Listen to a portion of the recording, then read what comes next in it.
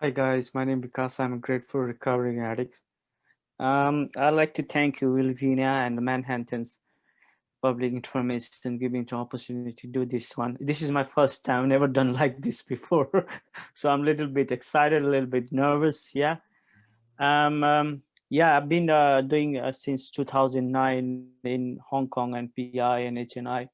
I will go a little back with a little bit with the history that the Narcotics Anonymous, established in late 80s here, and I think most of the foreigners come and start the meetings over here, uh, and then since then it started getting on and off and on and off, and still we have a meeting. So now right now we have everyday meetings and online, and most of the meetings it's like two language meetings. One is in English and other in some Nepalese meetings.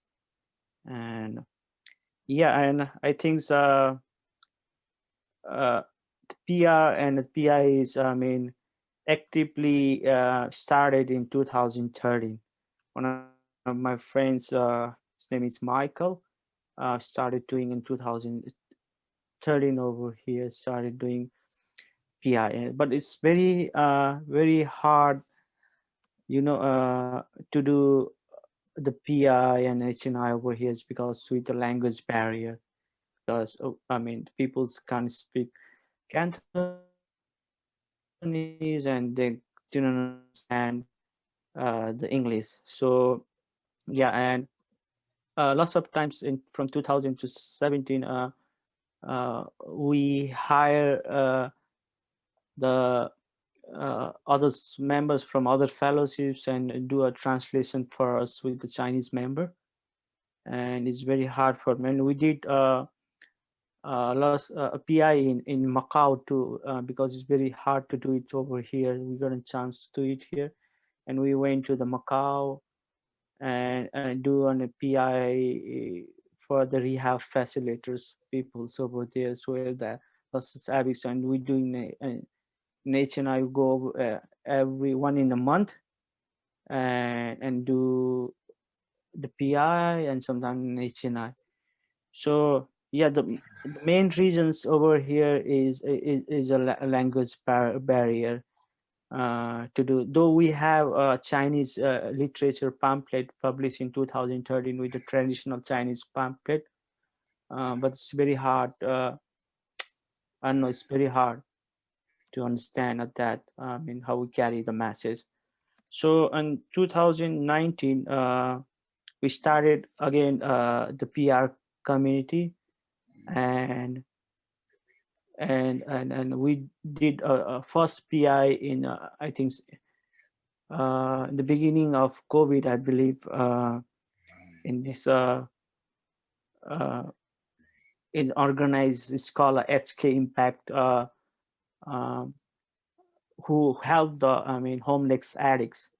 Yeah, and yeah, it went very well, and they knew they got understanding and got knowledge of what is we do, and they invited me to do an HNI on their facility. So every 2 weeks we go over there and show up, do the HNI and the meeting. I'm still doing that, and from 2 weeks we doing uh, every every week on 7:30 p.m. Hong Kong time local right now.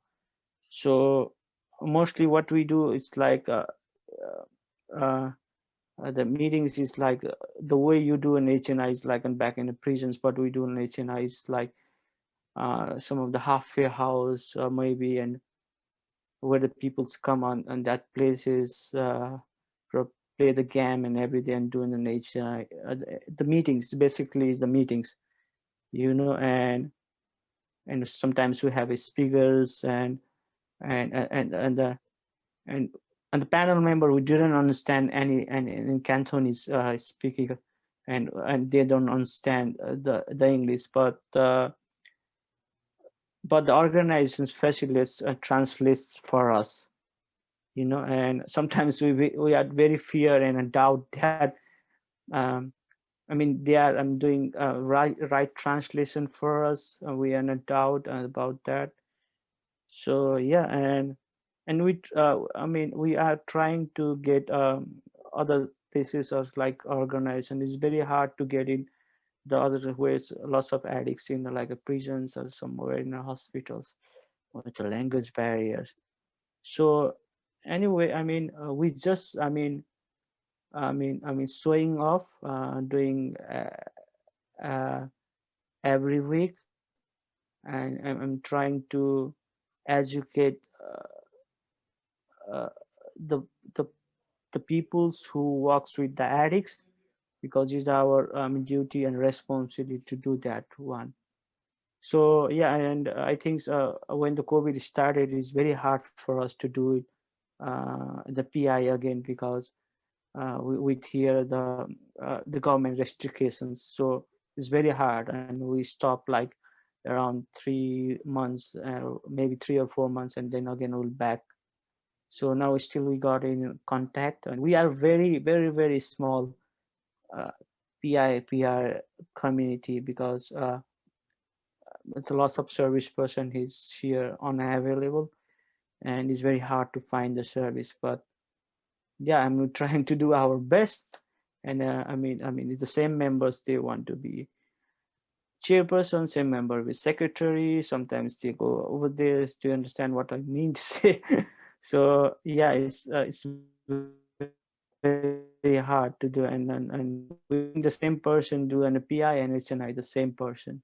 So yeah, I mean, anyway, we are just showing off the way the others people showing. So yeah, we are very new on this in this project. And I know it's one time the Willie Vienna always support for us, doing a lots of Zoom meetings, how we do in PI in a Manhattan, and she have a lot to doing that way. And every times when we get confused, I call him, I text him, and have a time with her, and she share her experience. And yeah, and the main reasons here the is a problem, is struggling problem, is that with the language barrier. I mean, one of the things with the language barrier. So yeah, and the language barrier, and the other things with the culture differences also, and yeah, and I think that's all with me. I'm done, I feel. Okay, well, you know what? Before we open the floor for questions, I definitely have some questions for you. I think one of the first ones, and I have attended a couple of your subcommittee meetings in Hong Kong. They're, on the Zoom platform, and there are several, I guess like maybe about 6 consistent members on that committee. But you spoke a lot about the language barrier. How many languages are spoken in Hong Kong, and how challenging is it to reach out to the local fellowship in terms of, are most Asians with the stigma of addiction just not wanting to talk about that, or how does that work? Well, I mean, uh, the main language here is Chinese, and the Chinese is have. I mean, in the mainland they speak the Mandarin, but here we speak a Cantonese, and the second language here the English international, and the another language with other ethnic group, with the Nepalese, you know, and some of the Indians and like that. But uh, uh, the fellowship over here, the strong fellowship is a Nepalese over here. We speak, and the most of the meetings in a Nepali, because we got a treatment back home and come over this, and that's the influence people's coming over here.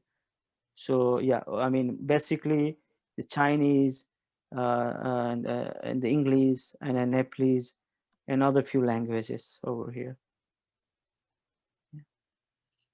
So we have over here in Brooklyn and New York City, we do have large Asian communities, but there also are not a lot of Asians represented in our meetings here, and we have tried to do outreach. And I was told that the stigma of addiction is one of the biggest challenges in the Asian community. What is your opinion about that? Yeah, I mean, yeah, I think so. Like, I mean, it's not my experience. Somebody's told that when we carry the message, uh, I don't know what, I don't have the exact words on the English. Yeah, it's kind of like a stigma. I mean, I don't have the exact word, but what it says that they feel that when we carry the message with the Chinese, especially Chinese, they feel like the suspicious or something. Uh, uh, uh, yeah, I don't know how to say in English. I'm sorry for that. Okay, no worries. Um, so at this point, I think you were waiting for Michael to come. Do you know if he's still coming before we just open up the floor for general questions? Yeah, I'm still waiting for Michael, but he doesn't show up right now.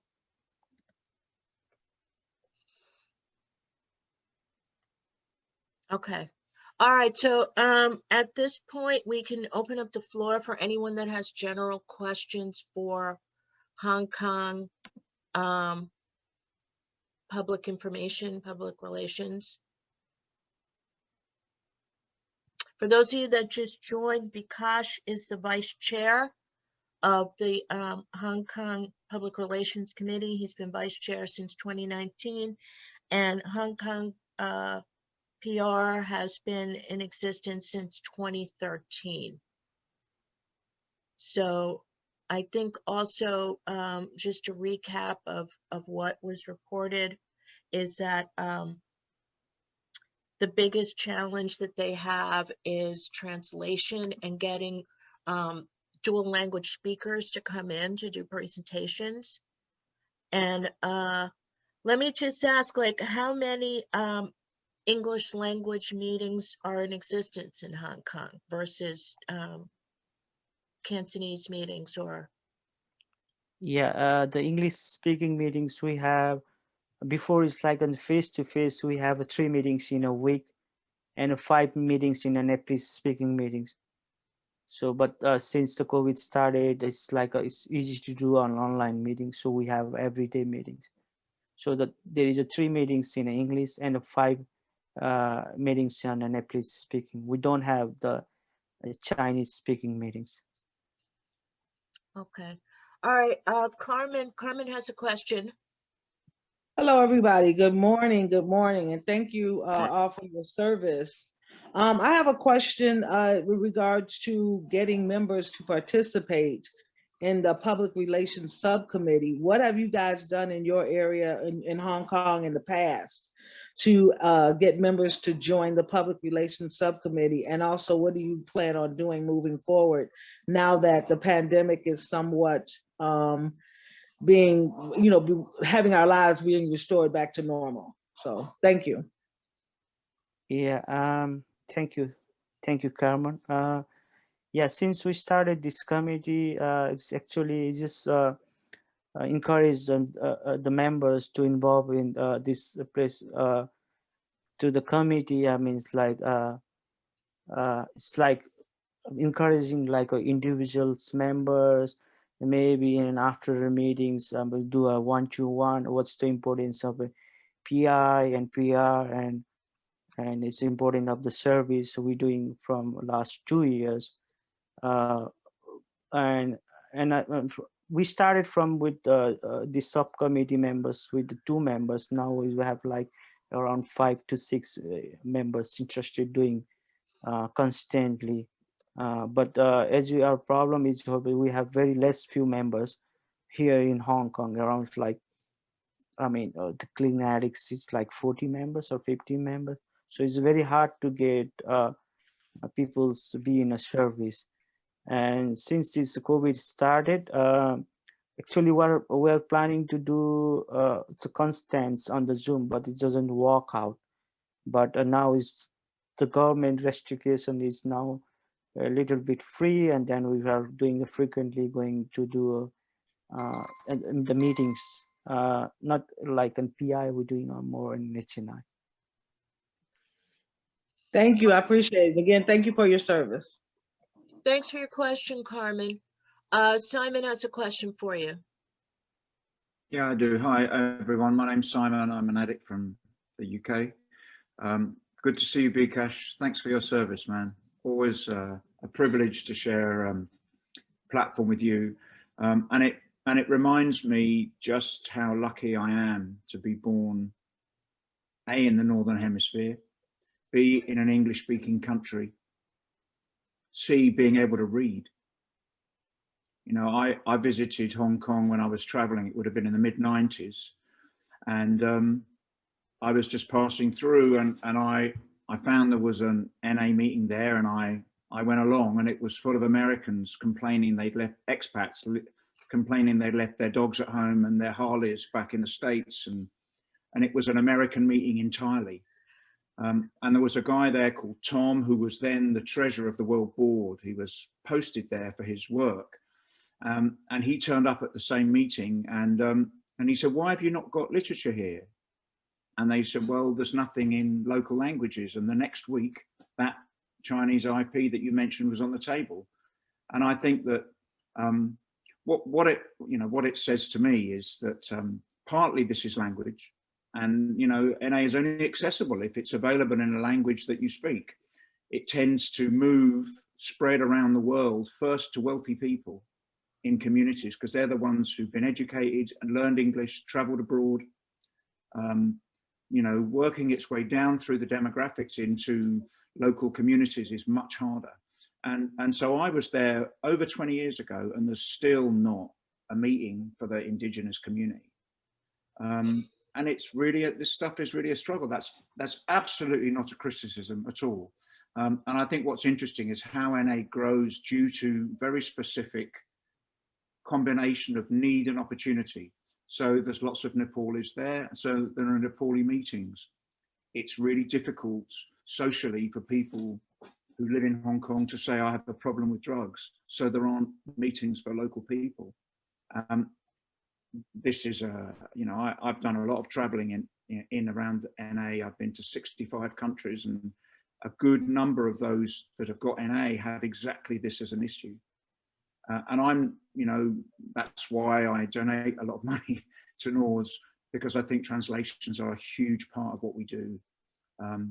If there's no literature in local language, it's really unreasonable to expect people are going to find recovery there. However much I want them to, or you want them to, we want them to, if they can't see our message and can't read our message. So that, I have a lot of admiration for, one or two people or a few people just keeping on going when it's difficult. And the fact that, Bkash and your little posse of people are making this happen, we'll keep the light on, and it will change, and this will happen. It will grow, and one day we'll look back at this and we'll say, "God, do you remember what it was like in the old days when there was like 5 people doing PI?" I see people like you, and I'm full of hope. And sorry, there wasn't a question in there. It was just a little bit of a rant. But thanks for your service, Bkash. No, we appreciate that, Simon. And I don't think that many members are aware of the impact of foreign language literature and how vital that is to reach out to the public. Because didn't they just recently translate the basic texts into, into like really within the last couple of years that happened? And last PI we did we distribute some of the basic tests to the addicts too. And we thought that the best way to carry the message is also the literatures. Jamie, you had your hand up. Did you have a question? Sure. So I just looked, and there is some, it's a very limited amount of Jamie Addict. Hi, everybody. There's a very limited amount of Chinese and traditional Chinese. So I'm assuming that's the difference between Cantonese and Mandarin. Mandarin. Yes? Yeah. And have you been able to use any of the translation channels on Zoom? No. No, there was translation channels on Zoom. Yeah, I think their big challenge is they don't have dual language speakers. Like I remember when Bikash asked me to come into their meeting, and actually the other distinction is that in Hong Kong, H&I and PR are one committee. It's not a separate committee.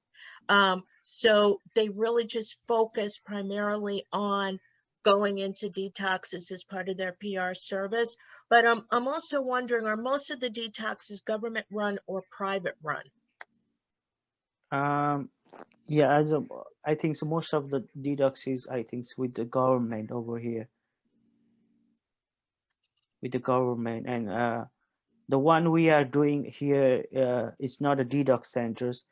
It is the centers where this center is helping the, homeless addicts, where the people's come over there and stay and play the game or something. So some people's come and it's like a stone over there. Just come over there and it's mostly they come like for a food. Yeah, I'm sure we have that same situation here. And actually, I know, Simon, in the UK, they have a whole separate, or they did have a separate homeless outreach program, specifically to the homeless shelters. And I know that's,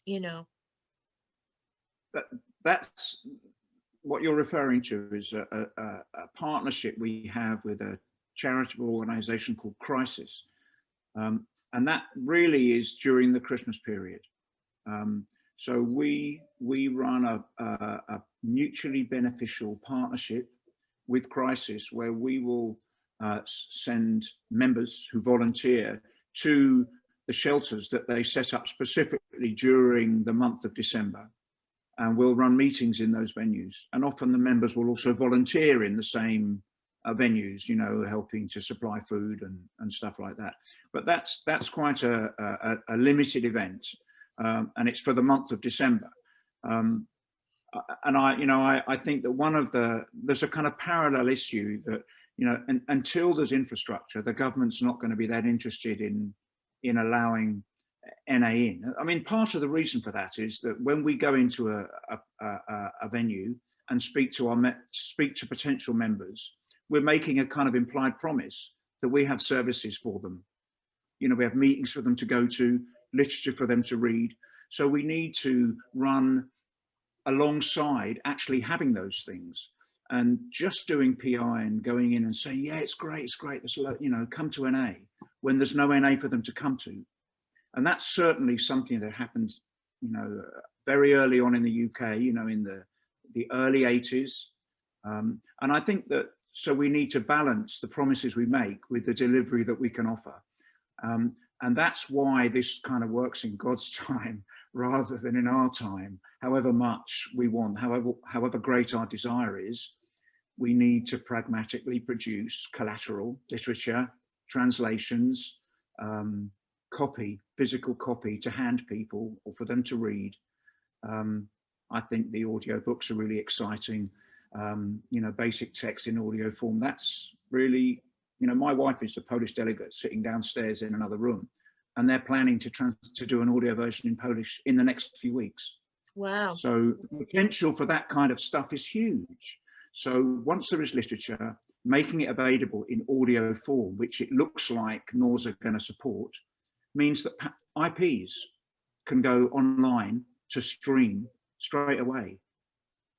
And people can hear it, even if they can't read, Yeah, and we also have large Polish communities here in Brooklyn and Chicago as well that would absolutely benefit. Go ahead, Bikash. Yeah, I just want to quick about that. The will we are talking about. Yeah, it's very hard. We have the same feelings and same kind of fears. We're talking about in Asia when we carry the message. Yeah, I mean, mainly in Asia, they always think that the addiction is the stigma. That's right. That's the problem we have. And since we started doing the PI, and when we started doing a PI, we have like feelings. I had a feelings like, well, I mean, we carry the PI and doing an HNI, and how we say, like, the people are coming. If there is no Chinese meetings before in the hand, so it's a what to do, like doing the HNI or a PI, because you don't have already have a Chinese meeting in the hand. So people, where do they go? So it's been like around 8 or 9 years. So a few of the Chinese members, they got clean, the local member years. So I encouraged them to open the Chinese meeting, and then we'll come. So, and then we also said that, and uh, if the Chinese, no Chinese speaking members show up, then the meetings will return on the English language, right?